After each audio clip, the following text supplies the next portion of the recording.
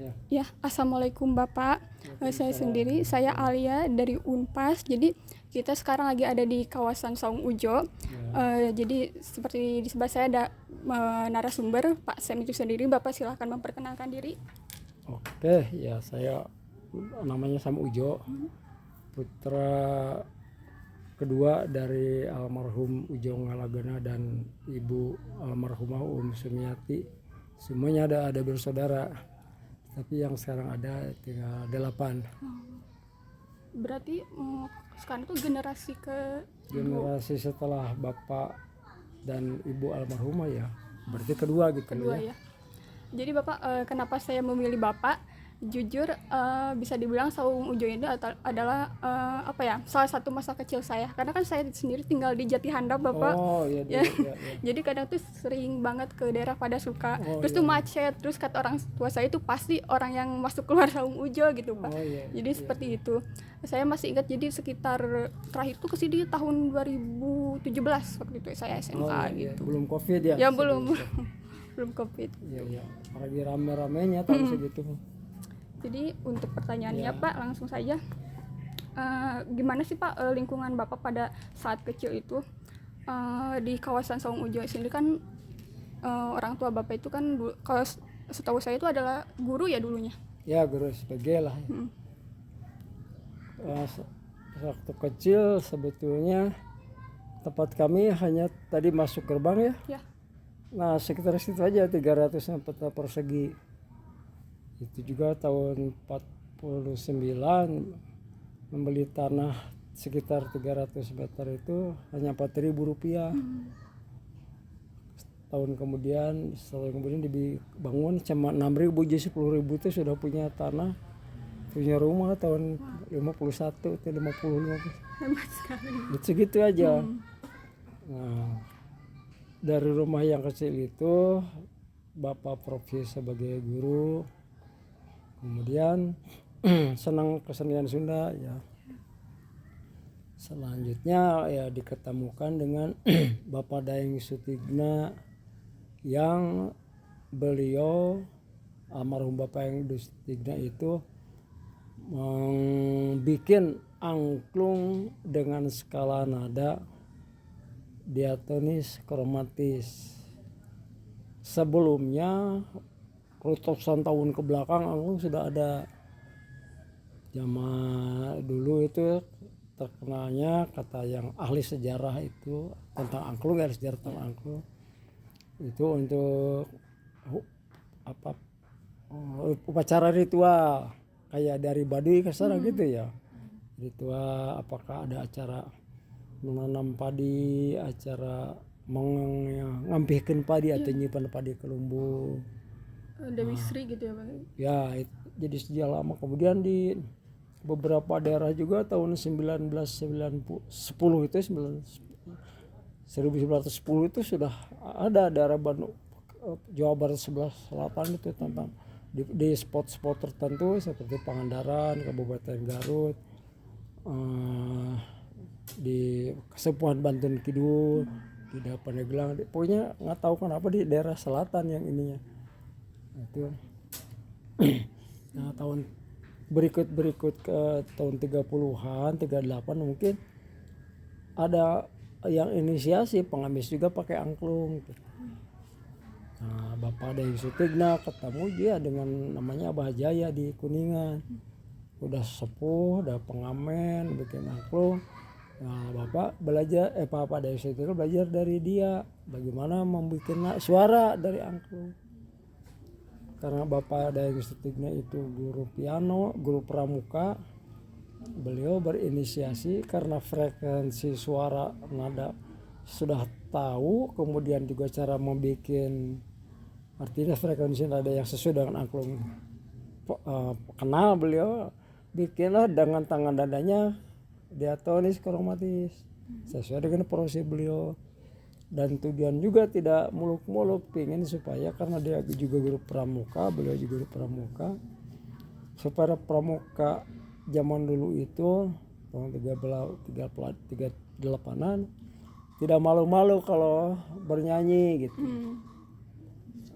dengan bikin angklung bersama dengan kegiatan pramuka. Jadi dari situ berkembang ternyata enak Pak memainkan lagu dengan angklung. Seperti yang kita kenal sekarang mungkin. Nah dari situ beliau pindah ke Bandung tahun berapa pindahnya, yang tepat persis itu pada konferensi Asia Afrika tahun 1955. Pak Ujo belajar dari beliau itu untuk memainkan angklung bagaimana, kemudian membuatnya bagaimana. Dan Bapak kan sudah punya di sini tahun 2001 rumah itu. Jadi yang depannya ini bayanginnya ini kebun sawah. Dulunya Pak. Tidak ada rumah begini ini. Sejati handap teh kelihatan dah sawah gitu. Nah, di situ Bapak belajar membuat angklung terus dengan segala perjuangannya, karena bahan angklungnya belum tahu bahan bakunya bagus, habis dimakan raya. Yang belang macam-macam lah. Jadi karena banyak hal-hal yang merepotkan, jadi kalau Bapak tidak konsisten, tidak komitmen, tidak terus bekerja keras membangun ya Tidak. susah. Tapi alhamdulillah Sampai tahun 67 66 Bapak itu juga mewujudkan bukan angklung yang pada yang diatonis kromatis saja, tapi karena Bapak suka kesenian Sunda, dibuatlah sama dengan gamelan angklung itu, nadanya itu. Jadi Bapak itu pencetus angklung Sunda pentatonis ya sebutnya, dalam 3 laras, salendro, padenda, pelau, mirip gamelan dengan bambu. Makanya disebut juga orang menyebutnya gamelan ujo, gamelan bambu gitu. Bisa diwujudkan seperti main gamelan. Nah, sejak tahun berapa 69 apa 70 itu ada tamu dari suka ngamen, kami suka ngamen pada suka ke alun-alun itu. Iya. Ngamen ya. Dulu Bukan ngamen, artinya hiburan aja lah untuk mempromosikan. dan dulu Bahwa di sini ada buat angklung, terus ke sana sampai balik lagi. Nah, Bandung makanya ada yang seramai. dulu mah baru-baru rame, nampol sepi. Sepi. Jadi kalau ada bunyi-bunyi gitu, wah sangat mencolok sekali karena mobil juga jarang. Akhirnya ada orang asing yang tertarik ini ya. Ada yang aneh di sini, kesinilah datang pertama gitu. Nah, dulu kan tidak ada HP, tidak ada komunikasi susah, jadi dari mulut ke mulut saja. Setelah datang ke sini, si orang asing itu pulang ke negerinya cerita itu. Sampai ada kisah beberapa tahun waktu orang asing beberapa datang ke sini, orang Bandung sendiri tidak tahu. Karena di Bandung sendiri kan terpuruk angklung itu. Tidak, orang main angklung itu malu karena rata-rata pengemis itulah atau rendah, kalangan rendah, masyarakat rendah. Jadi yang malah tertarik itu dari wisatawan asing. Ya, tapi setelah itu kemudian apalagi dari konferensi Asia Afrika main angklung, jadi popularitasnya naik. Dan yang bagusnya kan angklung padanya sama dengan piano ada, jadi lagu-lagu nasional maupun internasional bisa dimainkan. Nah kebetulan di sini ada Bapak punya lahan kecil dulu mah, sampai bongkar rumah-rumah juga supaya bisa leluasa orang lihat. Tapi ya rezeki qadarullah, jadi dengan rintisan sedikit. Jadi memperluas sedikit tamu makin banyak perhatian. Pemerintah juga memberi bantuan perbaikan jalan, ada berikan untuk pertunjukan. Dari yang tadi 300 meter itu sekarang saya kesini sampai, jadi dulu ini sawah itu sekarang jadi tempat begini.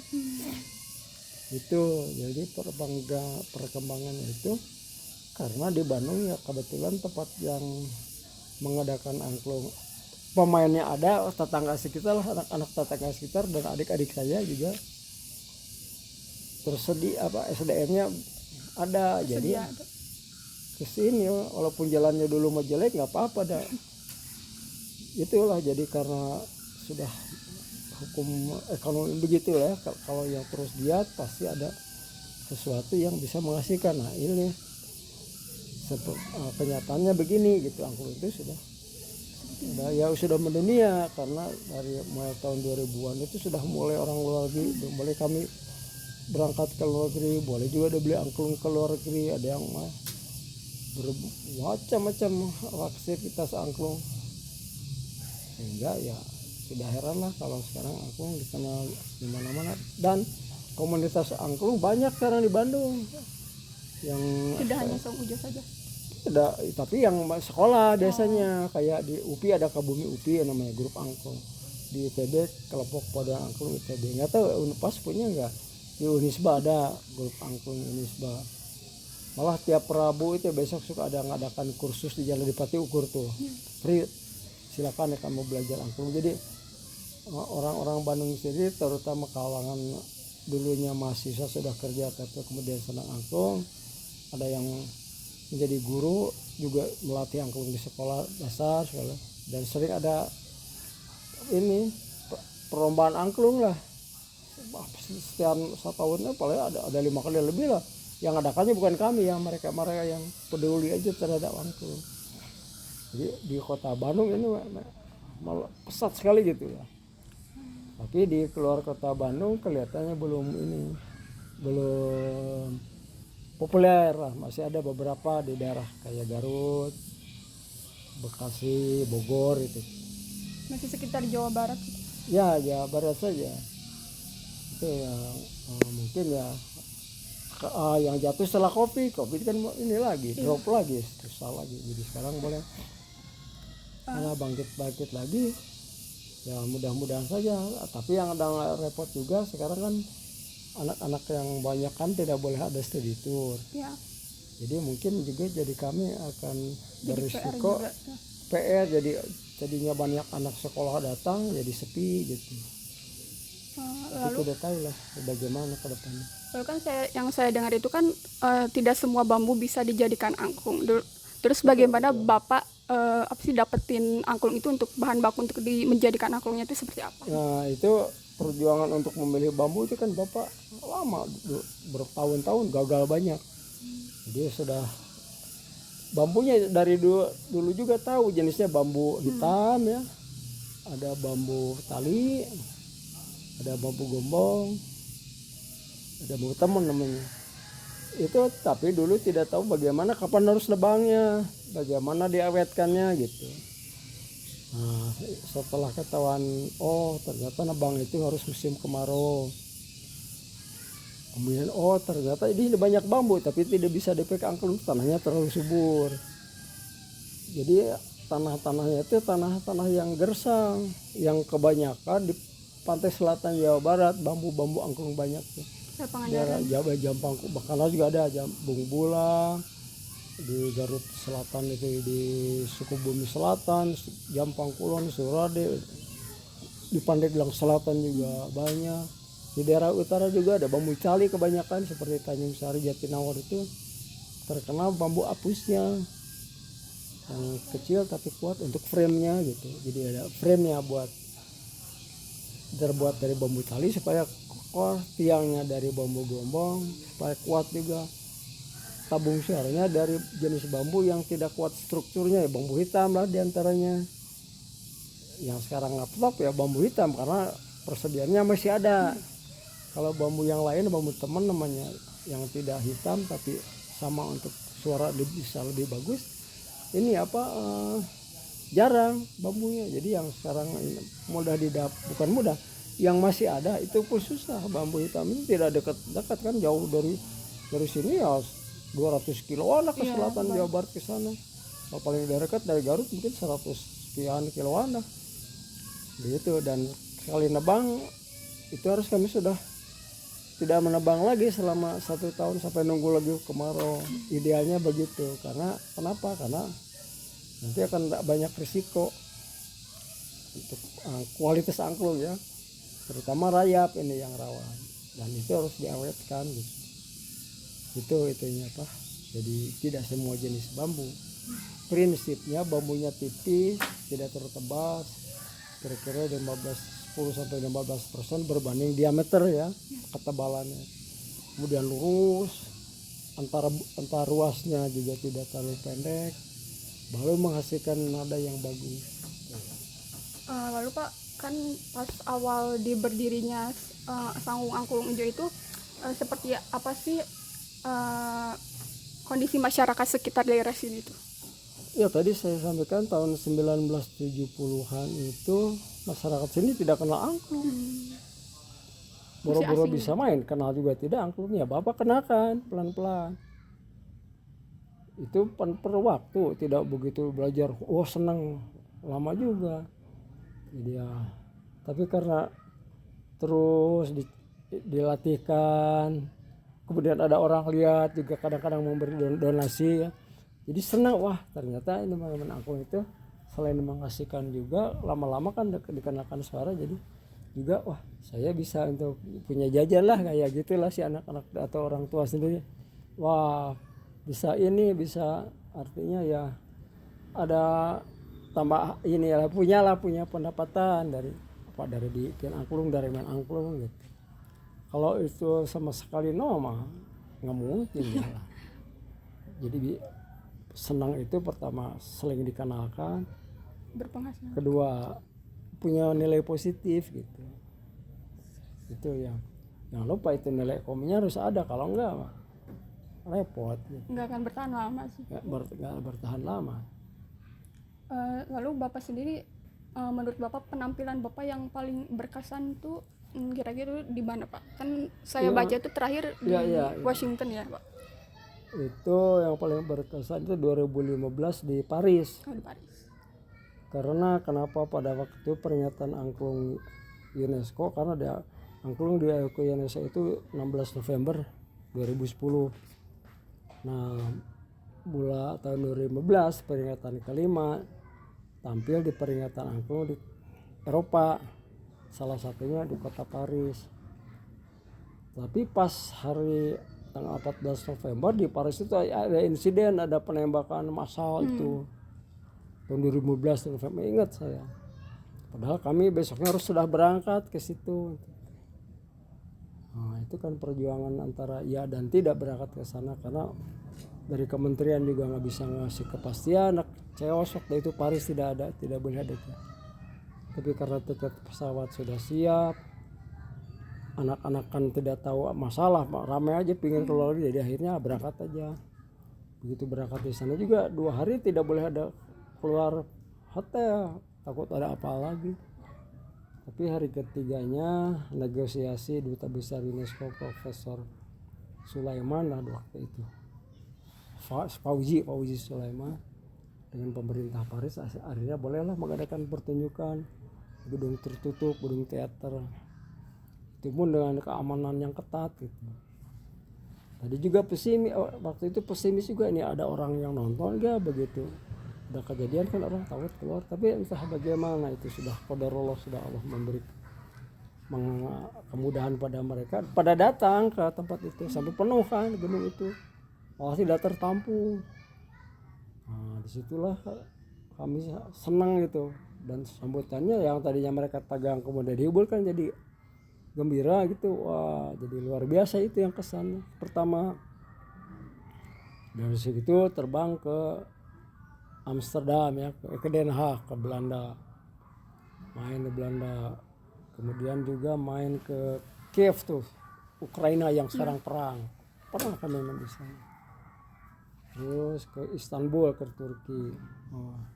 Waktu main di Istanbul ke Turki, hotel kami pipa airnya pecah, kan nggak bisa mandi itu, tapi paginya harus segera ke Paris. Jadi dari Istanbul nggak mandi, terbang ke Paris, di Paris baru mandi gitu kan. Mana ada orang tidur di Istanbul mandi di Paris, kan kenyataan itu. Karena nggak ada pecah itu ya hotelnya, pipa air. Itu yang Eropa yang 2000. Kemudian yang 2011 sebelumnya kan yang di Washington di situ yang main angklung 5.000 adik saya yang itu. Yang ketiga 2018 di gedung PBB di New York. Itu tidak boleh ada kesenian di situ, tapi angklung bisa masuk di situ gitu. Nah, 30 April 2018 waktu itu seingat saya. Itu bagi para delegasi, dia bagi angklung, main angklung bareng. Nah, Waktu itu menyanyikan apa Pak, lagu apa? We Are The World. What the World. Nah, Michael Jackson karena kan nadanya bisa disosialisasikan banyak orang, diiringi itu. Dan syairnya kan bagus itu dari Michael Jackson almarhum. Nah, itu yang apa yang sangat ini mah sangat semuanya berkesan, tapi yang sangat itu ini karena prestasi di PBB itu kan bukan gedung sembarangan, bukan pertunjukan, gedung sidang, ini main angklung gitu. Jadi angklung itu bisa masuk ke ruang sidang PBB gitu kan, kasihan. Padahal seperti biasanya kan kesenian tuh nggak bisa masuk gitu. Nggak boleh di sini, nggak boleh ada kesannya. Itu ceritanya. Lalu apakah ada momen spesial kira-kira yang tidak bisa Bapak lupakan selama perjalanan Bapak memegang saung angklung ujo? Maksudnya? Perjalanan gitu dari masa kecil sampai sekarang gitu.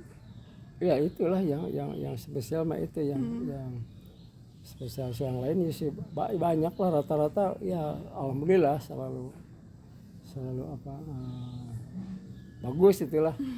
Jadi itu yang paling puncak mah itu 3 itu, kemana-mana sih udah sampai ke itu juga yang Afrika Barat, Senegal tuh yang dulu suka ada rally Paris Dakar. Nah kita main di Dakarnya di Senegalnya di.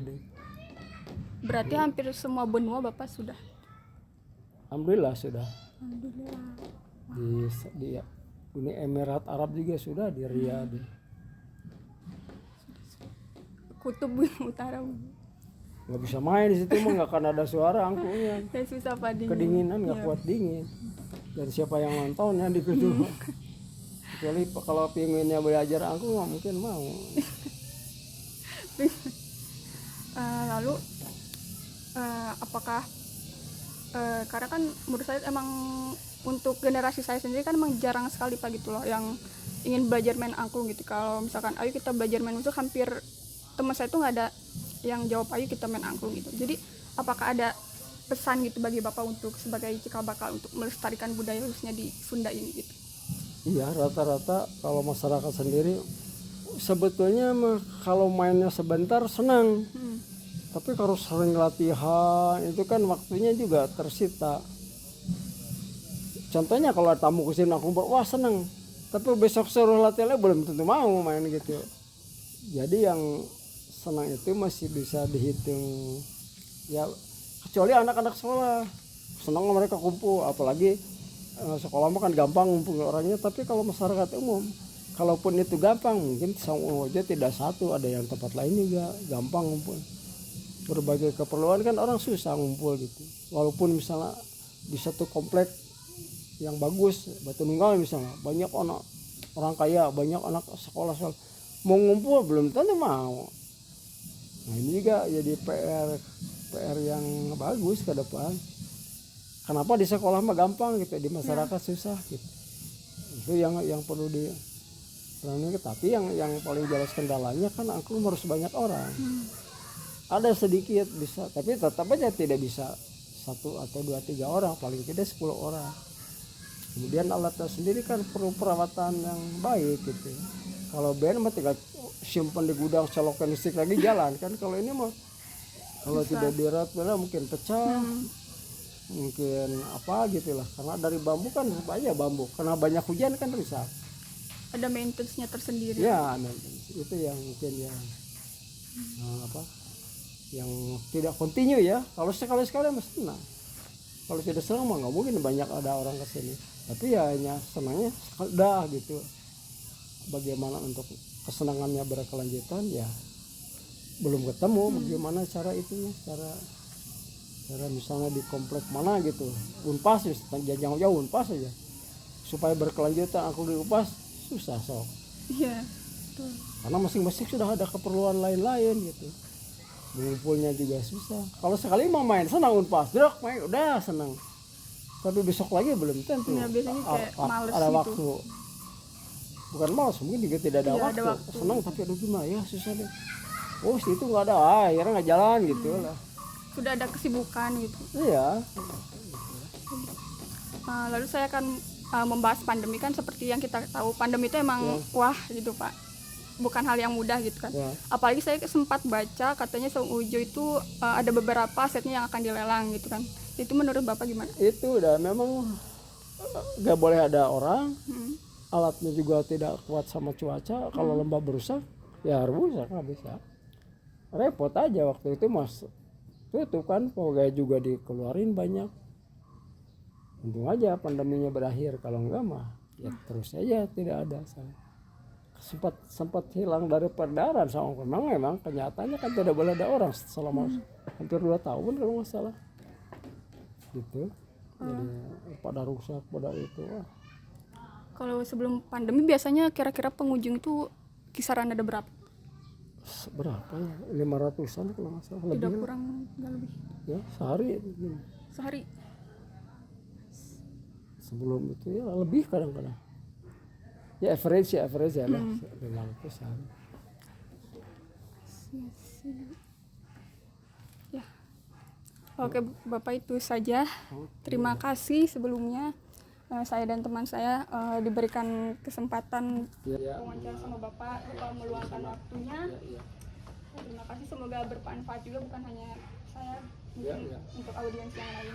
Malah mudah-mudahan nanti ada yang lebih minat banyak lagi untuk Ya mungkin dari yang luar Bandung ingin ke Bandung bisa ke sini ya sebagai sama tempat wisata Ya. gitu kan. Udah jadi ikon Bandung kan, Pak? ya. Alhamdulillah, yang karena nggak ada lagi sih. Tadi saya bilang susah kan ngumpulin orang banyak berkelanjutan, susah. Sudah ada orang bilang di mana tempatnya gitu kan. Harus sewa gedung, berapa kali sewa gedung sekali sewa gitu. Jadi kalian ke sini aja ya, Saung Ujo libur Ya. atau kemana ke sini apa ya? Tentu. Itu, Bapak.